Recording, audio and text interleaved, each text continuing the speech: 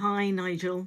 39 days since 5 grooming gang survivors demanded an apology from you after you deliberately, I suspect, misrepresented them in a national press conference. And indeed 39 days since a media who kept telling us that they cared so much about the grooming gang survivors that they kept putting it on the front page of their newspaper, but didn't care enough to hold you to account for the lies you told about them at your press conference.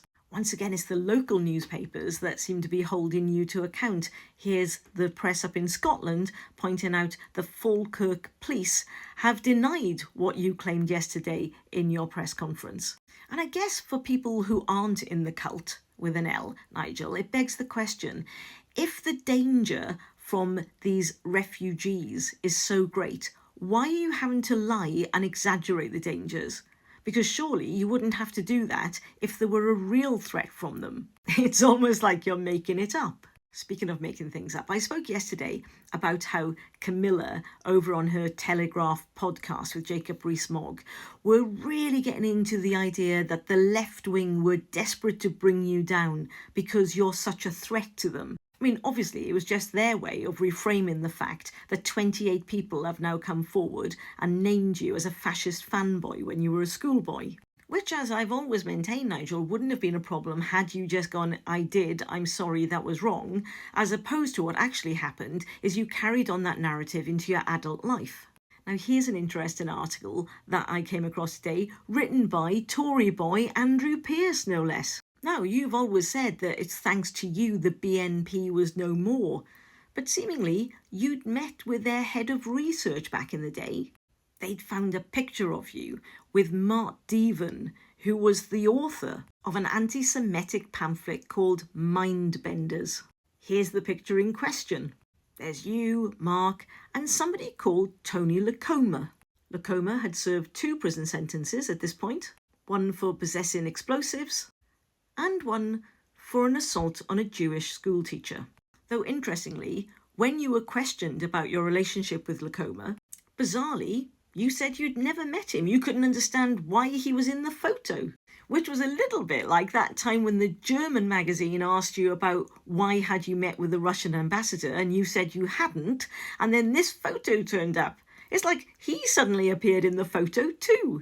In fact, it would appear that you were so close with these people back in the day that Dr. Alan Sked, who was the person that founded UKIP but left because of you, said that the authorities should now investigate UKIP because it had been infiltrated by the far right. In fact, it was only yesterday, wasn't it, in yesterday's video, that I referenced Dr. Alan Sked's interview with Talk TV, where he said that you were stupid, no argument from me there, you were a fascist. He also said you're an alcoholic, and once again, I'm sorry if that is your reality. In other words, not a sudden conspiracy, but maybe the question we should be asking is why our media have amplified you so much over the years when it's clear you've never been fit for office.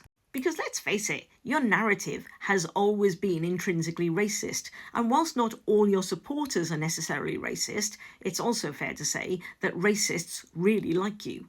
Interestingly enough, at Falkirk yesterday, you weren't taking questions from reporters. It's almost if you were avoiding scrutiny again. Though, nobody seems to have picked up on the fact that the Tory lord who defected to Reform yesterday did actually answer a question about these growing allegations about you. And seemingly, you changed your story again when it came to explaining to Michael Offord what you'd done. Quick recap, 2013 you admitted that you'd said something. 2019 you said, everybody used to experiment with extremism back then.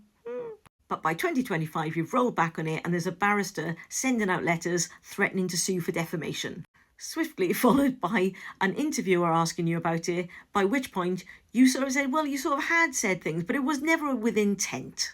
It was never malicious. It was banter. You'd never taken it out on an individual, which meant that all the individuals that you had taken it out on then came forward and gave their name to say that's an out-and-out lie.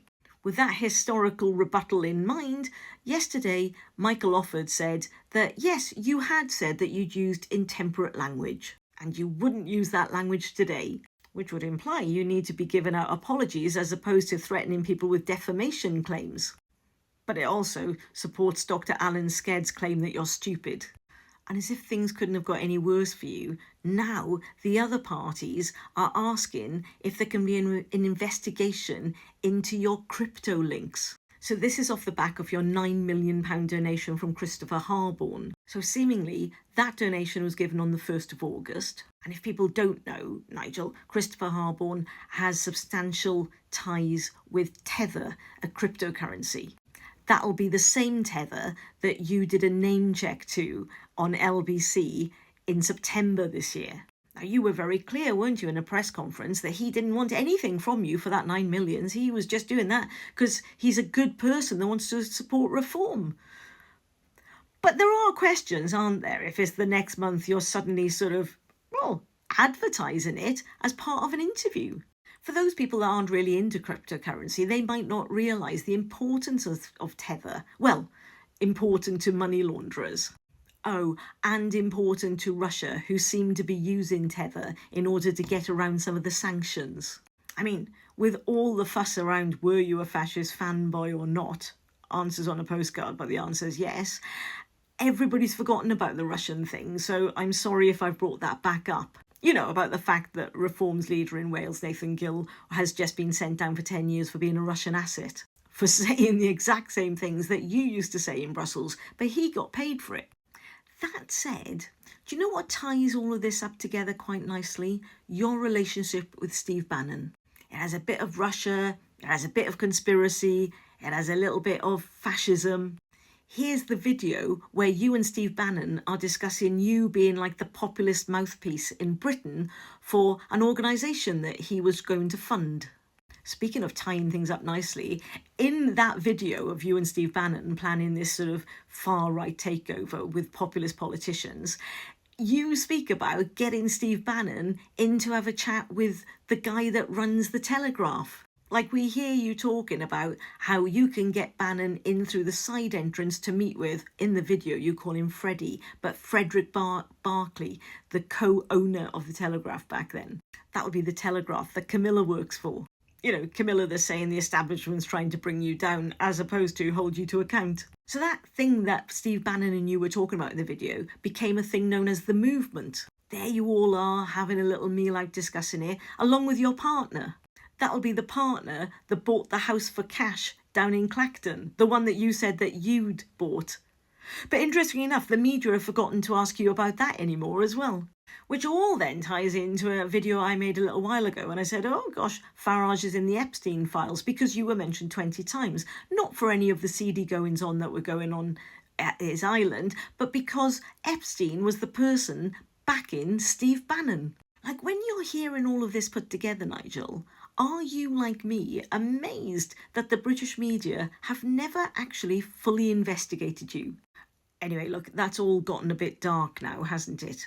So yesterday, in your press conference, you said that Reform were the positive party of change and hope. Ah, Nigel, you kidder. All right, good chats, as you were.